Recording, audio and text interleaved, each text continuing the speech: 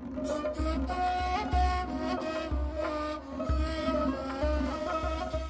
alaikum warahmatullahi wabarakatuh, and welcome to the final segment of Finding Me on the ITV networks.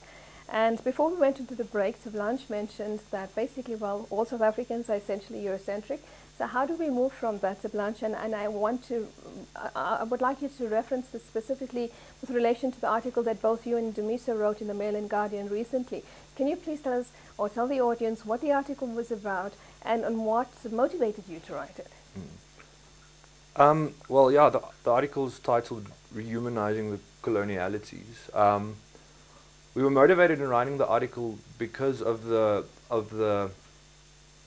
arguments and the debates around the Humanities Charter and the Africanization and transformation of the syllabus. And we thought we wanted to make an interjection but within this debate from a position of postgraduate students and young academics coming into South Africa, coming into the South African Academy. And the big point we were making there, referring to Valentin Mudimbe's concept on the idea and the invention of Africa, is that we have the whole idea of a colonial logic is the one that perpetuates a very intense subject-object dichotomy, a self-other relationship.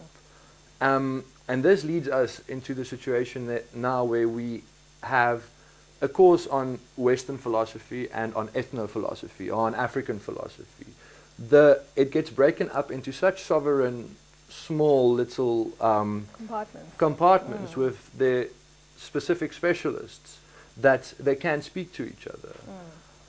In that sense, I think we've also made a plea in saying, like, we have a responsibility in being in South Africa to think South Africa, to think about our experiences and to try and address our questions here, not only from a European perspective, but from a perspective where we feel comfortable. And also, I mean, just to add to that, I mean, we've been accused of, or some people have accused of being charterists and being soft and sympathetic to Bladen Zimande's line. And I just want to say now also that if one speaks about the transformation of knowledge or the Africanization of knowledge, this is also absurd, because this also just strengthens the same dialectic and the same idea of Africa that we got from the Europeans.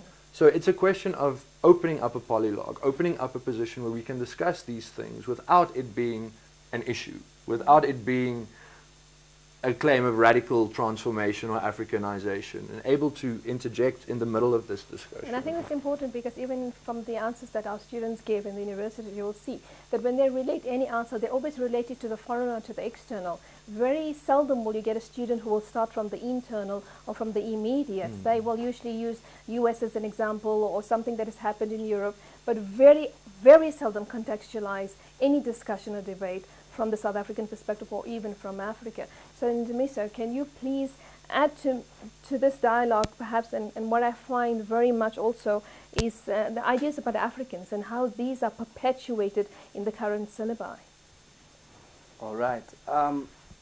I think what's important to consider, and I raised this a little bit within the article, is that the university in South Africa was really founded as a place to keep the children of the conqueror abreast with the developments at home. And very much this legacy still exists. The university sees itself as a factory which churns out a product which is able to play on the international market, which is able to compete or be in line with people outside.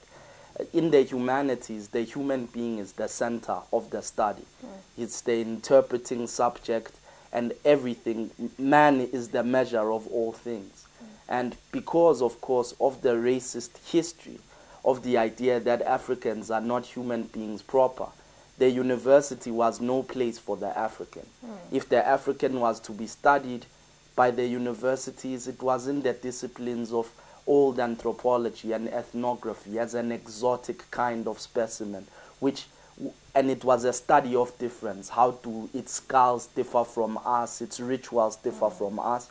And so very much the South African university still preserves this legacy, where the African is considered an alterity. Once we start to speak of alternative medicine, in their reference to traditional African medicine, when we speak of alternative approaches, when we describe the ways in which the people who have lived here since time immemorial have done things, and we speak of it as an alternative, it tells us what the institution sees itself as. What we have very much is a European university in Africa, rather than an African university. And so very much even in the material plane of economics, the university student still sees himself working on Wall Street or working for a company from Wall Street which is in Johannesburg. But very much the university becomes a complicit factory which manufactures the kind of people who want to sell the country without creating the kind of critical insight to see what is really it is that's happening. And there is a rich history of thought in writing, as well as in oral history of thinking about our place in the world on the continent. And very little of this is reflected upon in the university. In fact, if you looked at the New School for Social Research in New York, or many of the other European universities, you'd find that they take the thought of Africa much more seriously than many of the universities and I think that's which what are Blanche, here. you were saying in one of our conversations, that you actually have to go overseas to study about Africa or African history, isn't it? You can't really get it here.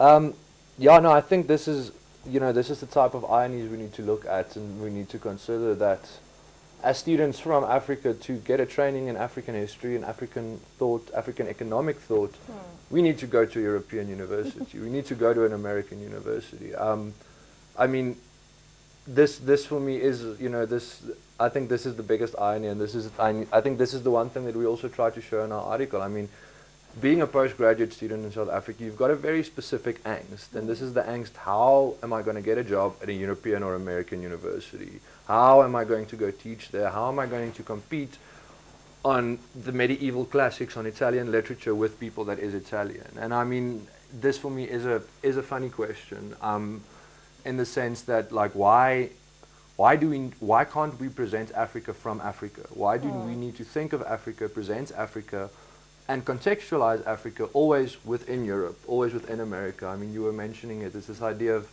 we're trained, you can think, but the moment that you need to use authority, you need to go overseas. Okay, So yeah. think, but then you need to authoritize, use the authority of some ancient, some ancient white-bearded man. And this is just how it works out. And I think this is maybe today, 2013, it's a time for us to start looking at this ironies quite seriously and saying why, asking these questions. Okay, so now my very last question to you, and I'm going to give it to you briefly. Is South Africa free and democratic?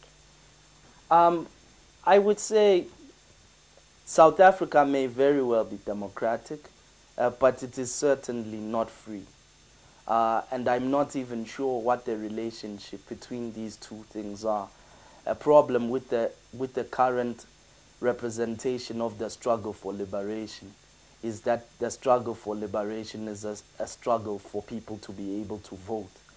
And unfortunately, the questions of historical justice, of the conquest, and the defectivity of sovereignty have not been raised. And the question of freedom immediately takes us back to the question of justice. It cannot be so that the basis of our conquest is that Africans are not human beings, and therefore it's okay to appropriate land and resources from them, and then to declare that they are free while not returning that which has been taken. So until we also address the question of historical justice and the restoration of sovereignty, we cannot begin to speak about freedom.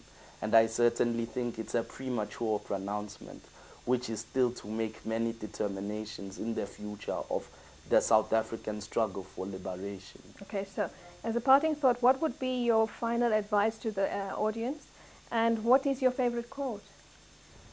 My advice to the audience is actually to look at things, especially to the so-called educated people, to put their books down for a little bit and look at things for yourself and listen to the people around you. Very much, you get much greater political insights from the so-called common people who do not have the obfuscation of learning to prevent them from seeing the obvious realities on the ground. I think our learning could do a lot more with this sort of perspective. And my favorite quote is one from the film The Matrix, I think, which is said by the Frenchman. It says, choice does not exist. It's an instrument that those with power use to control those without. I think it's quite apt in the history of politics here when we consider the vote as a supposed existence, as something which is equal to both freedom, it really is simply a facade which hides the true fact that sovereignty is unreturned. And for you, Tablanche, what would you like to leave as a parting thought? Well, as a parting thought, I think what Noom says it quite well is it's basically just get involved. There's a lot of stuff going on in South Africa at this stage, and I think it's the time for as many South Africans or people living in South Africa to get involved in whatever way they can, in order to contribute to whatever way they can. Because I mean, you see, it's voting time now, so the IEC will probably put on the banners that says if you can't vote, you can't complain. I mean, this is the rhetoric we use, and I think, stop complaining and start doing something. At the end of the day, this is the only way in which these things can work. And then my favorite quote, I asked her for water and she gave me gasoline, by American blues musician Alan Wolf. Thank you very Thank much you, for that. Thank you to you, Ndumiso, and to Tablanche, and for sharing these thoughts with us.